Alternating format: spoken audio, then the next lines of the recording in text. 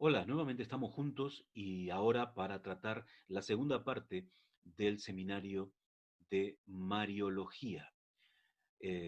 Recordamos, el título es María, Madre de Dios. Hoy nos toca realizar la segunda parte en el que estudiaremos el personaje de María, pero ahora en la perspectiva bíblica. Así que sin más, comenzamos este seminario. Dijimos que el tema de hoy es el personaje de María desde una perspectiva puramente bíblica. Y entonces hay algunas cosas interesantes acerca de María en el texto relacionado con la Biblia. En primer lugar, vamos a ver el personaje de María en el contexto histórico de la iglesia primitiva. Y entonces tenemos que decir que María es vista en una doble enseñanza. Bien, y esta doble enseñanza es, en primer lugar, la Biblia propiamente dicha, los evangelios, pero también la segunda parte, el segundo plano de enseñanza es María en la visión de los apóstoles. Entonces, allí veríamos a partir del libro de los Hechos cómo se plantea a este personaje propiamente dicho. Pues muy bien, entonces, entonces es muy llamativo lo que se presenta en los evangelios. Fijaros, en primer lugar, en el capítulo 1 de Mateo se presenta a María, pero no se la presenta sola, sino se la presenta encadenada en, eh, en la genealogía de nuestro Señor Jesús.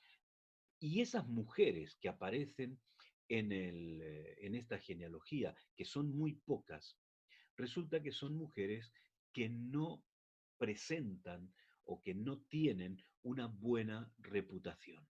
Bien, y ahí podemos hablar de Tamar, la que era nuera de Judá, que nos acordamos que ella se disfraza de prostituta y actúa como prostituta para con su suegro, para reclamar el hijo que le va a dar nombre a su marido muerto y que el suegro había sido bastante displicente a la hora de cumplir con esa ley mosaica. Bien, después vamos a encontrarnos a Rahab, que Rahab sí era una prostituta, nos acordamos, ¿no es cierto?, de el personaje de esta mujer y nos acordamos también de lo que ella hizo y cómo ella entra en el pueblo de Israel.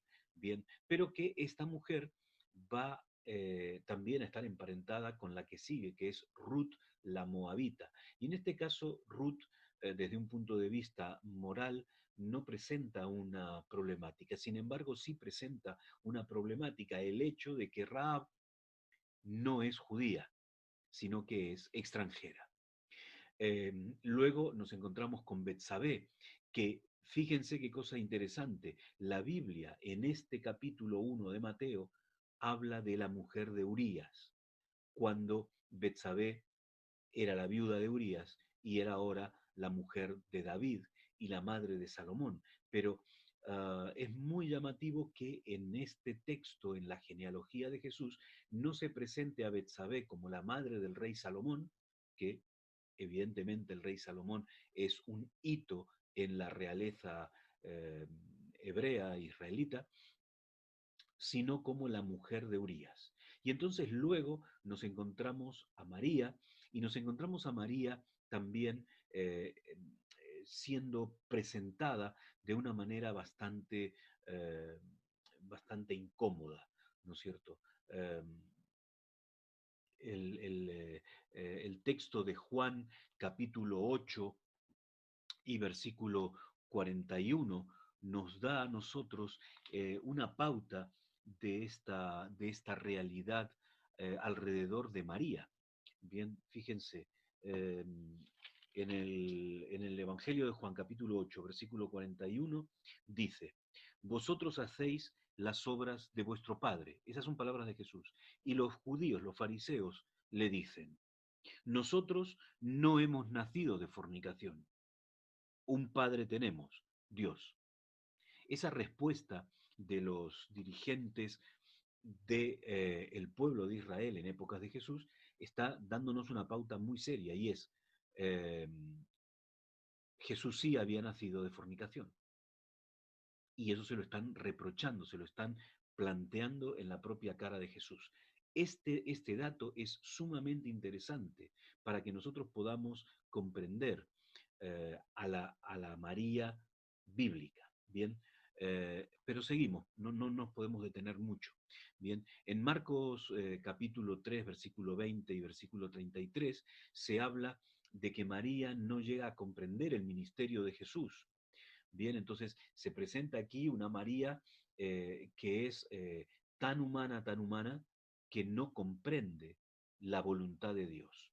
Y esto, sin ningún lugar a dudas, va en contra de la visión que se presenta en este culto idolátrico al personaje de María en la tradición popular, porque evidentemente este personaje es endiosado, bien, por la tradición. Eh, Compara a María con otras madres. No hay diferencia entre María y el resto de las mujeres de Israel, excepto que María fue la madre del Mesías. Bien, pero está en equiparación total con el resto de las madres de Israel. Capítulo 1, versículo 46 de Lucas, también nos presenta a esta María que cuando recibe la anunciación de que va a ser la madre del Mesías, ella dice que es sierva. Bien, ella no se plantea como que qué bien que voy a ser la madre de Dios, ¿no es cierto? Sino simplemente ella se presenta como una sierva, en ese papel de servidumbre, como se espera que cualquier hijo de Dios se presente delante de Dios. Em, pero bueno, adelantamos. Eh, Hay otros textos concretos de María en los Evangelios, eh, porque ella no solamente eh, aparece en los relatos de la Anunciación, pero tampoco aparece en muchos más relatos. Bien, sí aparece el personaje en los relatos de la Anunciación, en el capítulo 2 del Evangelio de Lucas, se la presenta como su madre, bien, y no de una manera muy explícita y muy, eh, digamos, deteniéndose en el personaje, sino sí es su madre. Bien, Marcos capítulo 6 presenta que María es, mejor dicho, que Jesús es hijo de María, pero no se queda solamente con eso, sino que también se refiere al resto de la familia. No es el hermano de tal, no es el hermano de cual, sus hermanas no son aquellas, bien, o sea que María se pierde en esa presentación familiar de el personaje de Jesús y no de María. Capítulo 19, versículo 25 del Evangelio de Juan, habla de su madre. No se la menciona por su nombre siquiera. En el Nuevo Testamento, y ahora más allá de los Evangelios, vamos a encontrar que, por ejemplo, Lucas, en el libro de los Hechos, nombra a María como la madre de Jesús. Bien, no habla de María, bien, sino habla de la madre de Jesús. Eh, el apóstol Pablo, pensemos que los escritos de Pablo son prácticamente la mitad del Nuevo Testamento. Y en todos los escritos de Pablo, Pablo solamente habla en Gálatas 4, capítulo, versículo 4, de que nuestro Señor Jesús nace de mujer, pero ni siquiera la nombra. No dice esa mujer fue María, no. Simplemente que Jesús nació de mujer. No se hace hincapié en el personaje de María, sino, evidentemente, en nuestro Señor Jesús.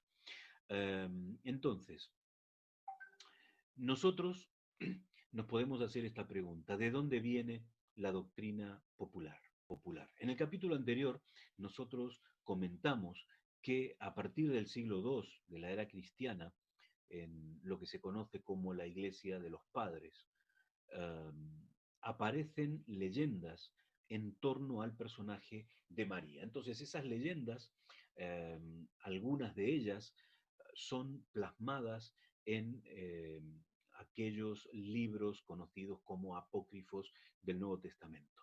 Y entonces allí tenemos una serie de información en, por ejemplo, los Evangelios de la Infancia, eh, libros que hablan concretamente de la Anunciación, y entonces se habla de María. Um, y estos libros, ¿eh? El protoevangelio de Santiago, nos dan datos acerca de el personaje de María, pero claro, esos datos son datos legendarios, son datos mitológicos, son datos producidos por la mente de escritores que no son inspirados por Dios.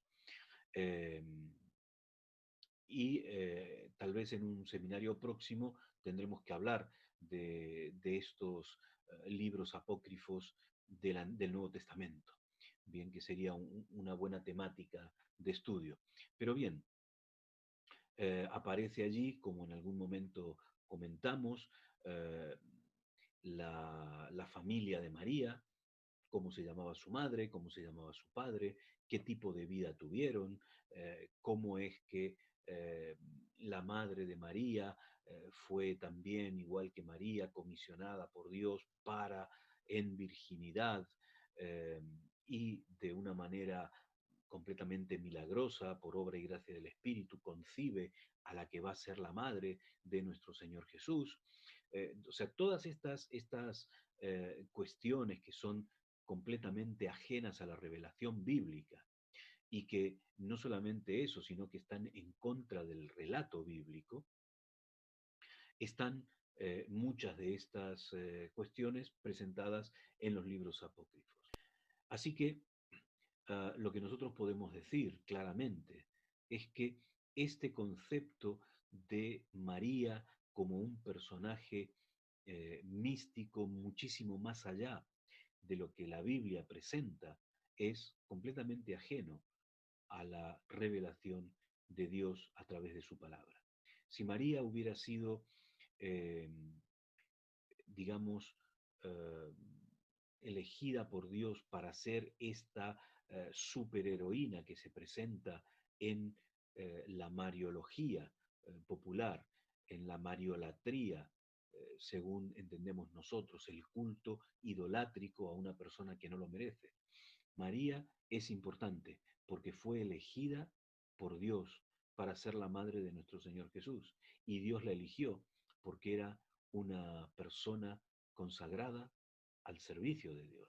De la misma manera que eligió también a José para que él fuera el padre terrenal del Mesías, porque José era un hombre consagrado a Dios. Entonces la calidad espiritual, la calidad moral de tanto María como madre y José como padre está eh, sin ninguna duda al margen de todo tipo de cuestionamiento. Pero ni el uno ni el otro fueron elegidos por Dios para ser esos superhombres y supermujeres que nos presenta la tradición popular en relación a los santos, santas y vírgenes. Lo conocemos en procesiones y demás tipo de cultos a estos personajes. Es importante que nosotros tengamos en cuenta todo lo que hay alrededor de esta situación para poder tener una idea no solamente clara, sino también un comportamiento correcto de cara a estos personajes y de cara a poder explicar cuál es nuestra postura acerca de ellos. Bien, hemos concluido con la presentación somera, por supuesto, de esta temática. Esperamos que haya sido de vuestro agrado. Sin más, me despido de todos vosotros con un fuerte abrazo.